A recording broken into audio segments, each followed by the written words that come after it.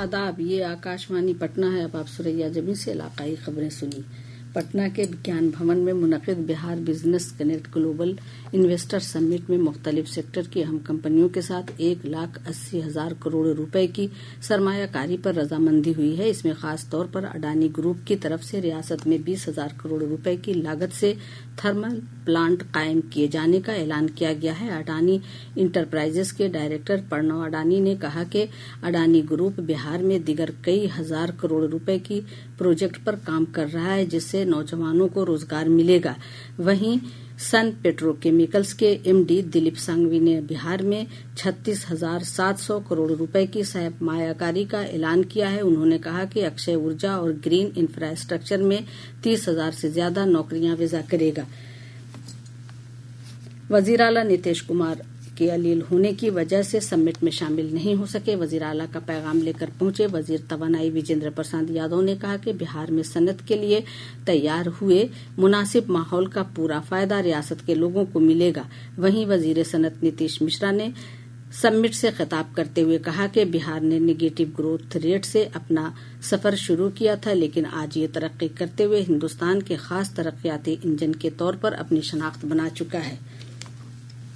One nation one election से मुतल्लिक 2 bill को parliament की मुश्तरका कमेटी को भेज दिया गया है। कमेटी में लोकसभा के 27 अराकीन और राज्यसभा के 12 रुकन शामिल हैं। आज लोकसभा की कार्रवाई शुरू होने के बाद कानून के वजीर अर्जुन राम मेघवाल ने 129वां तरमीमी बिल 2024 और मरकज के जेरे इंतजाम रियासती कानून तरमीमी बिल 2024 को रियासत की मुश्तरका कमेटी को भेजने की तजवीज पेश की। ये कमेटी पार्लियामेंट के अगले इजलास तक अपनी रिपोर्ट ऐवान को सौंप देगी। इधर पार्लियामेंट के दोनों ऐवानों की कार्रवाई हंगामे की वजह से गैर मुअय्यना मुद्दत के लिए मुलतवी कर दी गई। सेहत व खानदानी फलाह व बहबूद के मरकजी वजीर ममलिकत प्रताप राव जाधव ने कहा है कि हिन्दुस्तान के यूपीआई अदायगी सिस्टम डिजिटल अदायगी में एक आलमी इनकलाब बन गया है। जनाब जाधव ने आज नई दिल्ली में जनधन और आधार के बारे में मीडिया से बातचीत में कहा कि गुज़श्ता महीने 21 लाख करोड़ रुपए से जायद के यूपीआई लेन देन किए गए। डीबीटी पेशरफ्त पर रोशनी डालते हुए उन्होंने कहा कि डीबीटी से शफाफियत यकीनी हुई है और इससे गड़बड़ी रोकने में मदद मिली है। उन्होंने कहा कि 40 लाख करोड़ रुपए से ज्यादा मुस्तफिदीन के खातों में मुंतकिल किए गए हैं, जिसके सबब अब तक हुकूमत को 3.5 लाख करोड़ रुपए की बचत हुई है। पटना के दानापुर वाक़े चांदमारी मैदान में आज से अग्निवीर बहाली रैली शुरू हो गई है। रिक्रूटमेंट के डायरेक्टर कर्नल मेहता ने बताया कि 26 दिसंबर तक मुनक़िद रैली में रियासत के 7 जिलों पटना, बक्सर, भोजपुर, सिवान, सारण, गोपालगंज और वैशाली जिले के मर्द उम्मीदवार शामिल हो सकते हैं। वहीं 27 दिसंबर को बिहार और झारखंड की खवातीन उम्मीदवारों के लिए अग्निवीर रैली का इनेकाद किया जाएगा।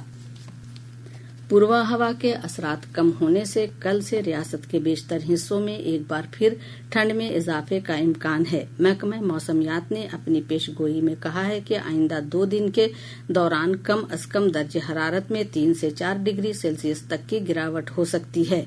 महकमा ने कहा है कि इस दौरान सुपौल, पूर्णिया, कटिहार, सहरसा, किशनगंज और भागलपुर जिले के बेशतर मुकामात पर घना कोहरा छाये रहने का इम्कान है। दीगर जिलों में हल्की से दरमियानी सतह का कुहासा छाया रहेगा।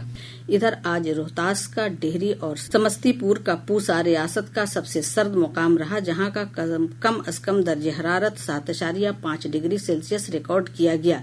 वहीं औरंगाबाद का कम अज कम दर्जे हरारत 8.1 और राजधानी पटना का कम अज कम दर्जे हरारत 12.6 डिग्री सेल्सियस दर्ज किया गया। इसके साथ ही आकाशवाणी पटना से इलाकाई खबरों का ये बुलेटिन खत्म हुआ।